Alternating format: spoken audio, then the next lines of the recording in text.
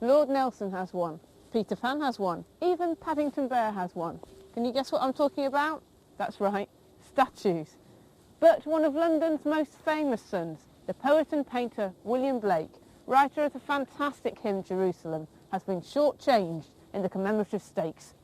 Amazingly, no one even knows where he's buried, and therein lies a tale.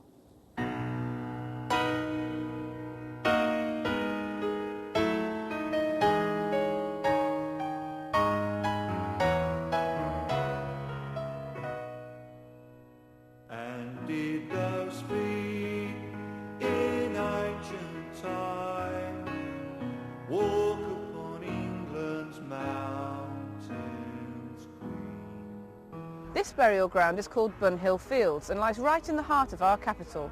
If you were to walk through it quickly, you'd never know that William Blake is buried here. Just over there, on that bit of stone, it says, "Nearby lies the remains of William Blake and his wife, Catherine Sophia." Nearby? What does that mean? I was very surprised to find that the great man lies in an unmarked grave somewhere around here. But hopefully all that is about to change. For the last 2 years, Lewis and Carol Garrido, through intricate detective work, have been trying to pinpoint exactly where he's buried. Do you want me to hold something? Yeah, could you hold that? Yeah. Thanks ever so much. We're trying to just work out whether we can use this grave over here, which is Reverend Matthew Wilkes's grave, by chance. There's a burial order book which started in 1789, the year of the French Revolution. So the whole cemetery was divided in a grid square. But then in the 60s, a black stone had to be removed because a big lawn was being prepared for people to enjoy. And since then, people forgot where it used to be. We thought maybe somewhere there's some information we can find out where Blake's grave was. It's not just Blake's burial place that's been lost. Most of the houses he lived in have gone too. But not the one he wrote Jerusalem in. Rather surprisingly, it's slap bang in London's West End. Till we have built Jerusalem in England's green and pleasant land. London was a green and pleasant land for Blake. He lived in his imagination. This is the only surviving house in London of William Blake. He created Jerusalem in this very house. I behold London, a human, awful wonder of God. My streets are my ideas of imagination. It was a time in his life when all the 50 years of preparation came into flower to create what we remember Blake for. Lots of Londoners who know about Blake come here. It's a place of pilgrimage. People come and knock on my door. In the street, there is someone who is homeless. He sleeps in the doorway of some of the fashion shops in South Morton Street. He quotes Blake at me. London.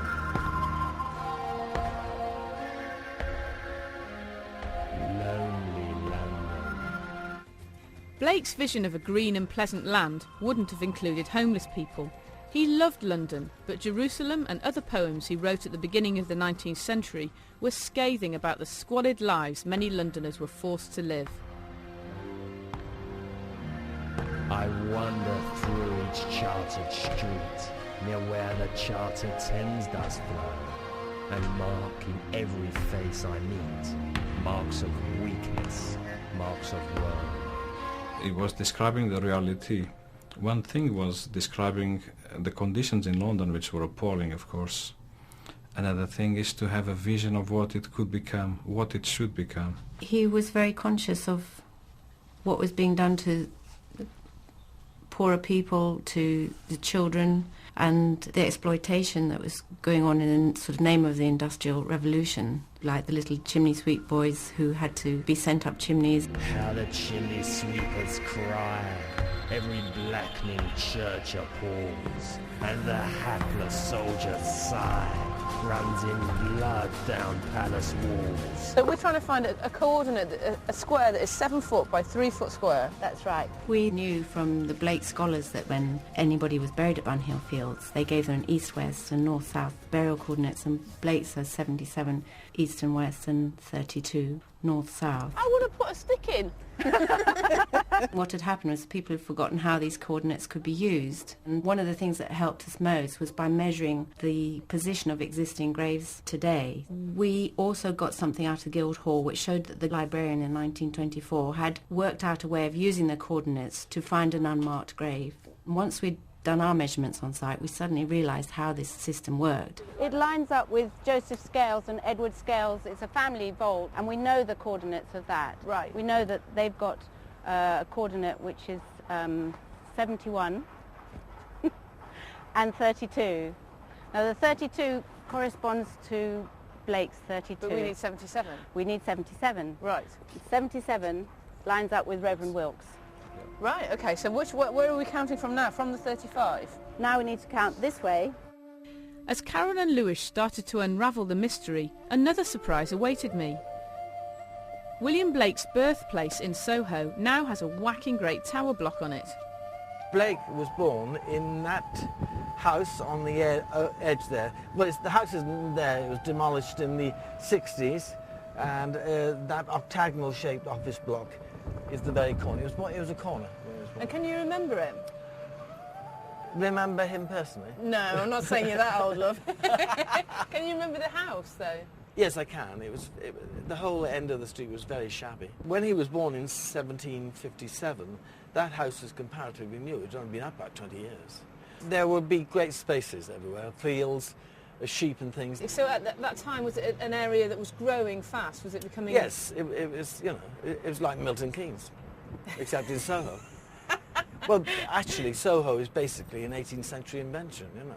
He must have seen it built on as we would be affected. We saw it happening to somewhere near us, you know. You're living in a cottage in the country and suddenly it's built up all around you.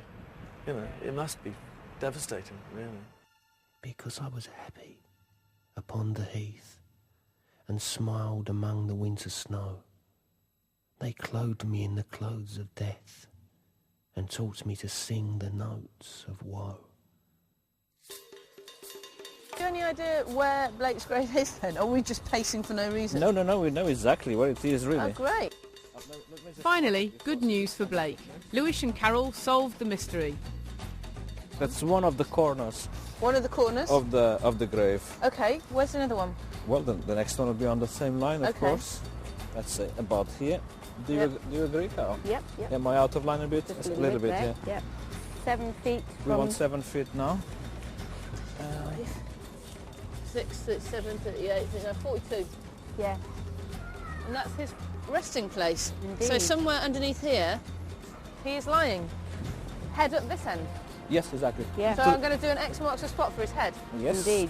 It would be nice to do a nice monument. It's for London now to propose something. It's not for us, really. I mean, this year we are celebrating Blake's 250th anniversary. So this would be the ideal time to achieve that.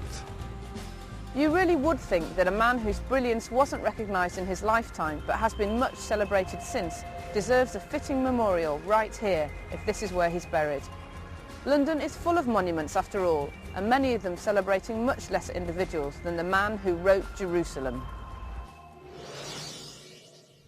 Do you think there should be a proper memorial set up in London for William Blake? Why not take part in our online poll? I'll give you the web address in a moment. Before that though, let's take a peek at what's coming up on